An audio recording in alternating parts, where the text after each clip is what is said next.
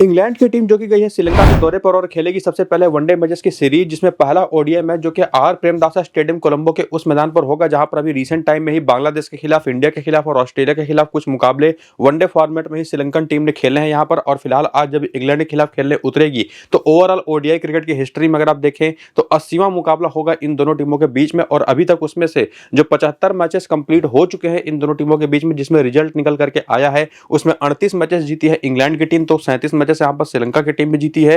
यानी कि इंग्लैंड के खिलाफ इनका रिकॉर्ड काफी हद तक नेक टू नेक बराबर का रहेगा। लेकिन आज के इस मैच के अंदर जैसा मैंने आपको बताया कि 22 जनवरी को दोपहर को 2:30 बजे से एक डे नाइट वनडे मैच के तौर पर आर प्रेमदासा स्टेडियम कोलंबो के मैदान पर जब ये दोनों टीमें भिड़ेंगी, जिस मैदान पर जैसा मैंने आपको बताया कि अभी कुछ ही टाइम के अंदर करीब 1-1.5 साल के अंदर श्रीलंका ने ऑस्ट्रेलिया के खिलाफ, इंडिया के खिलाफ और बांग्लादेश के खिलाफ दो ओडीआई मुकाबले खेले हैं। और उन सभी मैचेस में अगर आप देखें तो इन 6 मुकाबलों में जो जिसके बारे में अभी आपको मैंने बताया कि जिन टीमों के खिलाफ खेला है श्रीलंका ने, तो दो मैचेस तीनों ही टीमों के खिलाफ, जिसमें इन्होंने 240 का स्कोर खड़ा करके इंडिया को सेकंड इनिंग में 208 के स्कोर पर ऑल आउट किया। फिर यहां पर देखेंगे तो 248 का स्कोर खड़ा करके इंडियन टीम को 129 के स्कोर पर ऑल आउट किया। फिर यहां पर देखेंगे तो श्रीलंकन टीम ने 214 रन बना करके खुद भी टीम ऑल आउट हो गई थी। फिर ऑस्ट्रेलियन टीम को 165 के स्कोर पर ऑल आउट कर दिया। फिर यहां पर ऑस्ट्रेलिया को दोबारा अपने 281 के स्कोर के सामने 107 के स्कोर पर ऑल आउट किया। यानी कि 2 बार इंडिया को, 2 बार ऑस्ट्रेलिया को बैक टू बैक मुकाबलों में हराया, तो निश्चित तौर पर बांग्लादेश की टीम को तो हरा ही सकती थी। हालांकि यहां पर बांग्लादेश की टीम ने एक फायदा इस मैदान का उठाया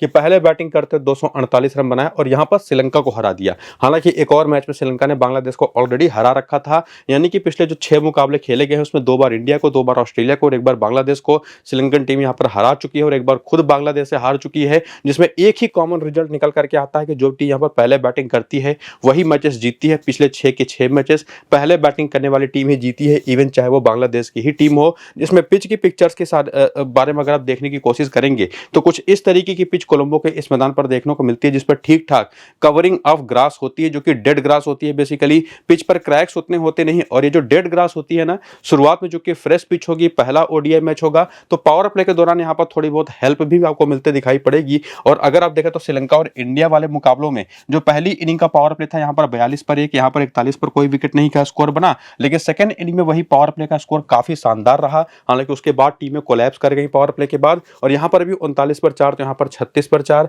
और इवन बाकी सभी मुकाबलों में भी अगर आप देखें तो सेकंड इनिंग का पावर प्ले तो निश्चित तौर पर कई बार अच्छा गया है बैटिंग टीमों के लिए, लेकिन पहली इनिंग का पावर प्ले उतना बेहतर गया नहीं। यानी कि दिखाता है कि तेज गेंदबाजों के लिए तो हेल्प यहां पर हमेशा रहेगी। और हर एक मैच के अंदर अगर आप देखें, पहली इनिंग में कितनी विकेटें पेस को मिली, कितनी विकेटें स्पिन को मिली, सेकंड इनिंग में कितनी पेस को, कितनी स्पिन को विकेटें मिली, तो इसमें एक और कॉमन चीज आपको देखने को मिलेगी कि स्पिनर्स का total domination specifically second inning की बॉलिंग में आपको देखने को मिलेगा। और एक और चीज देखने को मिलेगी कि पिछले 6 के 6 मुकाबलों में सेकंड बैटिंग करने वाली टीमें ऑल आउट हुई हैं। हालांकि पहली इनिंग में बैटिंग करने वाली टीमें भी ऑल आउट हुई हैं इन 6 में से 3 बार, और एक बार 9 विकेट गिरा है, एक बार 7 विकेट गिरा। केवल एक बार ऐसा हुआ है मिनिमम यहां पर कोई विकेट गिरी है किसी टीम की पहले बैटिंग करते हो तो 4 विकेट है। तो निश्चित तौर पर यहां पर बॉलर्स के लिए पूरे मौके होते हैं, ये बात भी क्लियर होती है। और जैसा कि आप देख पा रहे हैं कि पहली इनिंग में तेज गेंदबाजों को डोमिनेशन, जिसमें स्पिनर्स का भी योगदान होगा, साथ ही साथ सेकंड इनिंग में तो स्पिनर्स पूरी तरह से डोमिनेट करते दिखाई पड़े हैं पिछले 6 ओडीआई मैच में, जहां पर कुछ इस तरीके की लेयरिंग ऑफ ग्रास जो होती है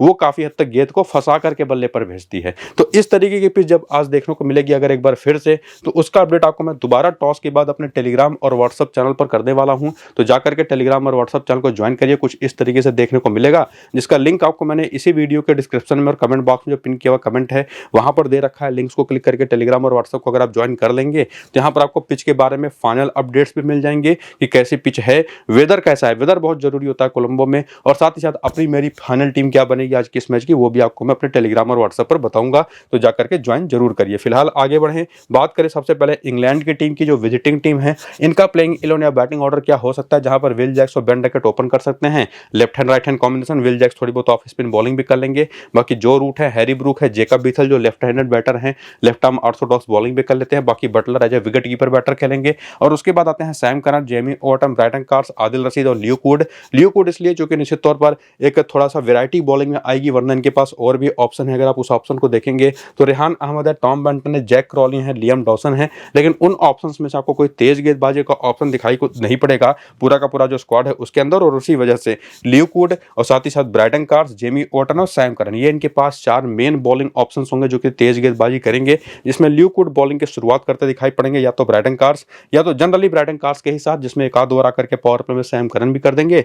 बाद में जेमी ओटन मिडिल ओवर में मिल करके डेथ ओवर की बॉलिंग मिला करके फिर वहीं पर सैम करन, आदिल रशीद भी आपको डेथ ओवर में बॉलिंग करते दिखाई पड़ेंगे, जिसमें कहीं कहीं बीच में जेकब बीथल भी दिखाई पड़ जाएंगे आपको एज ए बॉलर। जरूरत पड़ी तो आपको यहाँ पर विल जैक्स भी एज ए बॉलर दिखाई पड़ेंगे, चूंकि ऑफ स्पिनर हैं, ये चीज ध्यान में रखिएगा। विल जैक्स बहुत इंपॉर्टेंस उनकी होने वाली है एज ए ऑफ स्पिनर, जिनके बारे में आगे हम समझेंगे। विल जैक्स एक बड़े ट्रम्प हो सकता है, लेकिन उसके पहले आप देख लीजिए कि क्या करियर डेटा रहा है वनडे क्रिकेट की हिस्ट्री में सभी के सभी इंग्लैंड के प्लेयरों ने क्या परफॉर्मेंस दिया। जैसे अगर आप देखें फॉर एग्जांपल तो ल्यूक वुड जो कि प्लेइंग इंग्लैंड में दिखाई पड़ रहे हैं, फिलहाल 2 ही वनडे मैचेस अभी तक खेले इंग्लैंड के लिए, केवल 1 विकेट है। और वहीं पर लियम डॉसन जो कि एक लेफ्ट आर्म ऑर्थोडॉक्स बॉलर है, 5 मैच में 5 विकेट हैं। और बाकी बैटर्स चाहे रेहान अहमद की बात करें, 5 मैच 10 विकेट तो हैं, बल्ले से भी 35 रन जो बैटिंग कर ही लेते हैं, अभी आपने बिग बैश में देखा। बाकी जो बैटिंग लाइनअप पूरी की पूरी है, उनकी कितने मैचेस है, कितने रन है, कितना बैटिंग एवरेज है, और वो बैटिंग एवरेज इनिंग के हिसाब से क्या रहा है। जैसे बेन डकेटा को दिखाई पड़ेगा ना, ये पहली इनिंग का बैटिंग एवरेज क्या हो ना, सेकंड इनिंग का केवल 23 है, तो कहां पर ज्यादा रन बनाते हैं वो चीज यहां पर समझ में आती है।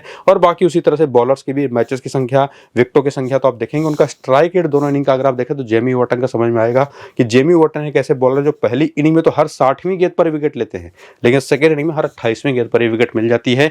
तो पहली इनिंग के लिए देखिए नंबर्स भले खराब हैं, बॉलर इंपॉर्टेंट है पहली इनिंग के लिए भी, सेकंड इनिंग में और जरूरी हो जाते हैं। उससे ये इनसाइट हमको यहाँ पर मिलती है। करियर डेटा इसी वजह से जरूरी होता है, एक तो प्लेयर का एक्सपीरियंस पता चलेगा, कहां पर वो प्लेयर ज्यादा बेहतर करता रहे वो भी समझ में आ जाएगा। बाकी रीसेंट फॉर्म अगर आप देखें तो वो भी आपके सामने, जिसमें आपको क्या पता चलेगा कि जो ये सारे खिलाड़ी हैं इंग्लैंड के शॉर्टर फॉर्मेट में रीसेंट टाइम इन्होंने कैसी परफॉर्मेंसेस दी हैं, वो तो आपको पता चलेगा, जिससे पता चलेगा कि बेन डकेट बिल्कुल फॉर्म में नहीं है। और विल जैक्स हालांकि बल्ले से अगर आप देखेंगे तो चूंकि अभी रीसेंट टाइम में ना ये बल्ले से काफी नीचे बैटिंग करने आ रहे थे वनडे क्रिकेट में, लेकिन जो दूसरा ओपनर जेमी स्मिथ ट्राई किया जा रहा था इंग्लैंड की तरफ से, वो फिलहाल स्क्वाड में नहीं है, तो पूरी उम्मीद है कि ओपन करेंगे। अब ओपन करेंगे तो बल्ले से चूंकि बहुत बड़े योगदान आपको इस वजह से नहीं दिखाई पड़ रहा है चूंकि रिसेंटली बहुत नीचे बैटिंग करा है, तो उससे तो आप इनकी बैटिंग फॉर्म को जज नहीं कर सकते। हालांकि रन इन्होंने ठीक ठाक बनाए हैं, लेकिन चूंकि बॉलिंग की इनकी यूटिलिटी बहुत इंपॉर्टेंट है आज के इस मैच की, और इसी वजह से ये one of the most important players में से स्टिंग की तरफ से आ जाते हैं। बाकी जो रूट वनडे जैसी क्रिकेट फॉर्मेट में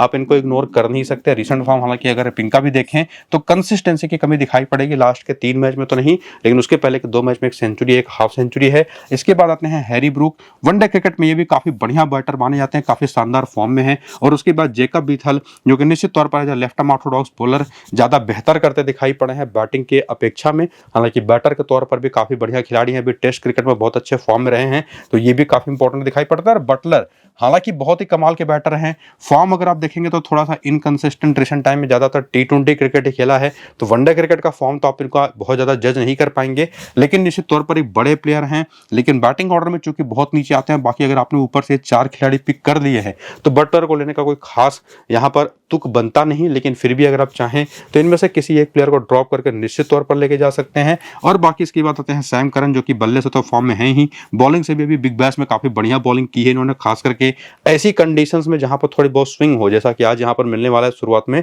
वहां पर काफी इंपॉर्टेंट होंगे। बाकी जेमी ओटन सेकंड इनिंग की बॉलिंग में ज्यादा बेहतर ऑप्शन होते हैं, ये तो आपको मैंने बता ही दिया। ब्रायडन कार्स की बात करें तो ये बहुत ही अच्छे बॉलिंग फॉर्म में रहे हैं रिसेंट टाइम में, निश्चित तौर पर तगड़े ऑप्शन रहेंगे, ये भी समझ गए। बाकी आदिल रशीद को हालांकि रिसेंटली विकेट उतनी मिली है नहीं, लेकिन निश्चित तौर पर श्रीलंका का मैदान है, अभी आपने पीछे देखा सेकंड इनिंग में तो भर भर के विकेट मिलती है स्पिनर्स को, तो इनको तो वहां पर आप इग्नोर कर नहीं सकते। ल्यूक वुड को चूंकि एक्सपीरियंस की थोड़ी सी कमी है, लेकिन उसी में फिर से एक बात आती है कि जैसा यहाँ पर माहौल होता है, साथ ही साथ इंडियन सब कॉन्टिनेंट की टीम सामने उतरेगी, श्रीलंका की टीम जो बाएं हाथ के तेज गेंदबाजी बहुत अच्छा नहीं खेलती, जिसके बारे में आगे हम देखेंगे वीकनेसेस में कि बैटर्स किस तरीके की बॉलिंग पर वीक साबित होते हैं वनडे क्रिकेट में, वो जरूर देखिएगा। फिलहाल तो अगर आप ऑप्शंस यहाँ पर चेक करने आए तो फॉर्म जैसा है वैसा है, लेकिन साथ ही साथ ऑप्शंस इतने सारे हैं आपको इंग्लैंड की तरफ से कि प्लेयर पिक करना निश्चित तौर पर आपके लिए मुश्किल हो जाएगा। और उसी वजह से आपको यहाँ पर एक चीज जो देखनी है वो ये कि स्पिन ये टीम कैसा खेलती है, और साथ ही साथ वो कैसा खेलती है पता कैसे चलेगा आगे इसी वीडियो के अंदर, तो शुरू से अंत तक पूरा देख रहे हैं। उसके पहले अगर आप हेड टू हेड के आंकड़े देख रहे हैं तो विल जैक्स और बेन डकेट तो श्रीलंका के खिलाफ खेले नहीं, जो रूट के 26 मैच 62 का एवरेज है, 1100 से ज्यादा रन है। बाकी बटलर के 20 मैच में 38 का एवरेज है, 582 रन है। सैम करन के 4 मैच 5 विकेट हैं, 11 रन है। 14 मैच 15 विकेट हैं। आदिल रशीद के, लियम डॉसन के 1 मैच में 1 विकेट है, तो थोड़ा बहुत हेल्प तो आपके यहाँ से मिल जाएगी, लेकिन उतनी उतनी भी नहीं कि आप उससे कोई बहुत बढ़िया टीम बना पाए। बाकी वेन्यू के भी नंबर्स अगर आप देखें तो इस मैदान पर केवल एक प्लेयर इंग्लैंड का जो चला है वो है जो रूट, 5 मैच 170 रन। बाकी किसी प्लेयर का कोई खास यहाँ पर मामला जम पाया नहीं है। लेकिन एक बात तो कम से कम पक्की है कि यूटिलिटी बेसिस पर ही अगर हम देखें तो जेकब बेथर, विल जैक्स दो सेफेस्ट ऑप्शन है, जिसमें जो रूट के आंकड़े ही ऐसे हैं जो इनको बेस्ट ऑप्शन बना देता है। लेकिन बेन डकेट और हैरी ब्रूक, जिसमें से बेन डकेट तो रिसेंटली फॉर्म में भी बहुत ही बुरी तरह से आउट ऑफ फॉर्म है, और हैरी ब्रूक को स्पिन खेलने की लेकिन इनकी जो कैपेबिलिटी है वो काफी खराब है, जो अभी आप आगे देखेंगे। तो इन दोनों को तो आप इग्नोर कर सकते हैं। बाकी बॉलिंग में मैं यहाँ पर ब्राइडन कार्स और आदिल रशीद को अपना मेरा जो जजमेंट है, चूंकि नंबर्स आपको बहुत हेल्प नहीं कर रहे और सारे ऑप्शन तो आप ट्राई भी नहीं कर सकते, तो ये मेरे हिसाब से 5 बेस्ट ऑप्शन इंग्लैंड की तरफ से रहेंगे जो कि आपकी टीम में होने ही चाहिए। पहले इनिंग की बॉलिंग है तो सैम करन को भी आप ट्राई कर सकते हैं वहां पर, जो रिसेंटली बिग बैश में काफी बढ़िया परफॉर्म करके आए हैं। हालांकि इसमें जैसा मैंने आपको कहा ना कि वीकनेसेस भी देखनी पड़ेगी स्पिन के खिलाफ, वो जरूर देखते चलिए कि बेन डकेट एक ऐसे प्लेयर हैं जो लेग स्पिन पर 117 गेंद पर 139 रन बना करके 5 बार, तो लेफ्ट आर्म ऑर्थोडॉक्स पर 6 बार आउट हो चुके हैं वनडे क्रिकेट में, और केवल 156 रन बना करके, तो बहुत ही मामला खराब है। विल जैक्स भी लेग स्पिन पर 15 गेंद पर 21 रन बना करके 1 बार आउट हो चुके हैं। जो रूट बाएं हाथ की तेज गेंदबाजी पर थोड़ा फंसते हैं, हालांकि फिर भी 30 के ऊपर का एवरेज है, तो इनकी कोई वीकनेस ऐसी गिनी नहीं जाएगी एज सच, और स्पिन तो अच्छा खेलते ही हैं। बाकी हैरी ब्रूक के बारे में आपको मैं बता ही रहा था कि स्पिन बहुत अच्छी खेलते नहीं, इवन थोड़ा सा चेंज ऑफ पेस या बल्ले पर गेंद फंस करके अगर आ रही है विकेट से, तो वहां पर भी इनको दिक्कतें होती हैं। लेग स्पिन पर 117 गेंद पर 157 रन बना करके 4 बार, तो लेफ्ट आर्म ऑर्थोडॉक्स पर 6 बार 159 रन बना करके। हालांकि फिर भी लेग स्पिन पर आप कहेंगे कि 40 के आसपास का एवरेज है, लेकिन कमजोरियां हैं। बाकी Jacob Bethar left arm Orthodox पर फंसते हैं, और सैम करन भी लेफ्ट आर्म पेस और लेग स्पिन पर थोड़ा बहुत विकेट देते हैं, तो ये इनकी निश्चित तौर पर एक जो वीकनेस है स्पिन के खिलाफ वो तो निश्चित तौर पर दिखाई पड़ती ही है। और साथ ही साथ श्रीलंका का मैदान है तो वो और भी ज्यादा यूटिलाइज हो पाएगा। फिलहाल तो श्रीलंका का playing eleven batting order expected जो है, क्योंकि आपको मैं अभी से बता दूं, ये जो श्रीलंका का आप स्क्वाड देख रहे हैं इसमें चेंजेस हो सकते हैं, तो अगर आपको पहले पता चल जाता है तो आप कमेंट बॉक्स में बता दीजिएगा, वरना मुझे पहले पता चल जाएगा तो आपको मैं टेलीग्राम पर बताऊंगा ही। बाकी प्लेइंग इलेवन बैटिंग ऑर्डर जब आएगा टॉस के बाद पता चल ही जाएगा। फिलहाल तो पथुम निशंका और कामिल मिश्रा ओपन करते दिखाई पड़ सकते हैं। बाकी कुशल मेंडिस हैं, चरित असलंका एज कैप्टन है, कमिंदु मेंडिस है, जनित लियानेगे हैं, और बॉलिंग में अगर आप देखें तो Wanindu Hasaranga as leg spinner, Maheesh Theekshana है, प्रमोद मधुसन है, और असिता फर्नांडो दो दाहिने हाथ के तेज गेंदबाज, जिसमें ईशान मलिंगा थोड़े से डिफरेंट एक्शन के साथ आपको दिखाई पड़ेंगे। तो ये कुल प्रॉपर इनकी लाइनअप आज के इस मैच पर रह सकती है, जिसमें महीश तीक्ष्णा, वानिंदु हसरंगा, असिता फर्नांडो, ये तीन तो कम से कम 10-10 ओवर की बॉलिंग करते दिखाई पड़ेंगे। उसमें आप ईशान मलिंगा और प्रमोद मधुसन को ऐड करेंगे तो कहीं वहीं पर 6-6, 7-7 ओवर की बॉलिंग करते दिखाई पड़ेंगे। और थोड़ी बहुत जरूरत अगर पड़ी तो इंग्लैंड की टीम में लेफ्ट हैंडर चुकी हैं, ऊपर बेन डकेट भी हैं, नीचे अगर आप देखें तो उनके जो ऑलराउंडर हैं जेकब बीथल वो भी हैं, और सैम करन भी हैं, तो निश्चित तौर पर यहाँ पर चरित असलंका को भी आपको बॉलिंग करते दिखाई पड़ सकते हैं, जिसकी एक बहुत बड़ी संभावना है। तो चरित असलंका जो कैप्टन भी बहुत सेफ ऑप्शन होंगे, बेंच भी इनका लंबा चौड़ा है, आप उसको भी देख सकते हैं। निश्चित तौर पर इसमें से कौन खेलेगा ये तो टॉस की ही बात पता चलेगा, लेकिन जो भी खेले प्लेयर्स किस तरीके के हैं, वनडे क्रिकेट में उनकी क्या परफॉर्मेंस रही, जैसे जेफरी वांडरसन को भी अगर आप देख लें तो ये 27 में 43 विकेट ले चुके हैं, दुनिस विल्ला लागे भी 23 मैच में 39 विकेट ले चुके हैं। आगे तो आप हेड टू हेड के आंकड़ा देखेंगे, वेन्यू का भी आंकड़ा देखिएगा, बहुत जरूरी है। फिलहाल तो करियर में इन्होंने क्या किया है वो आप देख लीजिए, उसके बाद रिसेंट फॉर्म भी देखिए जो कि आपके सामने है, जिसमें आपको पता चलेगा कि थोड़ी सी कंसिस्टेंसी की कमी लगभग हर एक बैटर के साथ रहती है श्रीलंका के। जिसमें प्रथम निशंका की बात कर लें तो रिसेंट टाइम उतने रन इनसे बने नहीं, बाकी कामिल मिश्रा ने रन तो बनाए हैं, लेकिन वही बात कंसिस्टेंसी, और वो चीज आपको कुशल मेंडिस के साथ भी दिखाई पड़ेगी, चरित असलंका के साथ दिखाई पड़ेगी, कमिंदु मेंडिस के साथ दिखाई पड़ेगी, इवन जनित लियानेगे। हालांकि ज्यादा कंसिस्टेंट रहे हैं रिसेंट टाइम में जनित लियानेगे, इनको आप जरूर ट्राई कर सकते हैं। बाकी वानिंदु हसरंगा, कंसिस्टेंसी इनकी आपको दिखाई पड़ेगी एज ए बॉलर, और जिस तरीके के बॉलर हैं इंग्लैंड, जिस तरीके की स्पिन खेलने वाली टीम है उनके खिलाफ तो बहुत जरूरी है। और बाकी यहाँ पर अगर बाकी बॉलर देखें जैसे महीश तीक्ष्णा तो पिछले 5 मैच केवल 2 विकेटें हैं, प्रमोद मधुसन के पिछले 4 मैच केवल 4 विकेट है, वो भी एक ही मैच में। असिता फर्नांडो की निश्चित तौर पर फॉर्म थोड़ा सा बेटर है, अगर आप पेस अटैक इनका देखेंगे तो उसमें एक बेटर ऑप्शन है। ईशान मलिंगा फॉर्म भी निश्चित तौर पर या तो एवरेज या तो बिलो द एवरेज आप कहेंगे। और बाकी जो प्लेयर्स हैं उनके भी नंबर्स देखिए, जिसमें खास करके अगर धनंजय डिसिल्वा खेलते हैं तो बहुत इंपॉर्टेंट रहेंगे, ये तो आपके टीम में 100% होने चाहिए। लेकिन उसके अलावा असिता फर्नांडो और वानिंदु हसरंगा तो नंबर्स की बेसिस पर भी टीम में हमारे आ जाते हैं, लेकिन जो बाकी प्लेयर्स बहुत अच्छे फॉर्म में दिखाई नहीं पड़ा, जिनके साथ कंसिस्टेंसी का इशू है, उसमें से किसको लेकर के जाएं वही चेक करने के लिए अगर आप हेड टू हेड के स्टैट्स देखेंगे तो प्रथम निशंका बढ़िया खेले हैं, ओवरऑल 4 मैच में 3 बार आउट हुए, 93 रन है, 31 का एवरेज है अगर आप देखें इंग्लैंड के खिलाफ। बाकी प्लेयरों में कुशल मेंडिस थोड़ा सा बेहतर करते दिखाई पड़े 28 के एवरेज के साथ। बाकी बाकी लोग या तो खेले नहीं है, उतना एक्सपीरियंस नहीं है, या तो परफॉर्मेंस नहीं है। यहाँ पर धनंजय डिसिल्वा के 7 मैच 199 रन है, 5 विकेटें हैं और सदीरा समरविक्रमा बढ़िया खेले और इनके चांसेस होंगे कि ये साथ टॉप ऑर्डर पर आकर के नंबर 4 नंबर 3 पर बैटिंग भी करें। तो अगर सदीरा समरविक्रमा खेलते तो ये भी काफी बढ़िया ऑप्शन होंगे। बाकी सबसे मेन आंकड़ा वेन्यू का, वो अगर आप देखें तो वो आपके सामने, जहां पर प्रथम डिशन का बहुत बेहतर तो नहीं कर पाए, 24 का एवरेज है।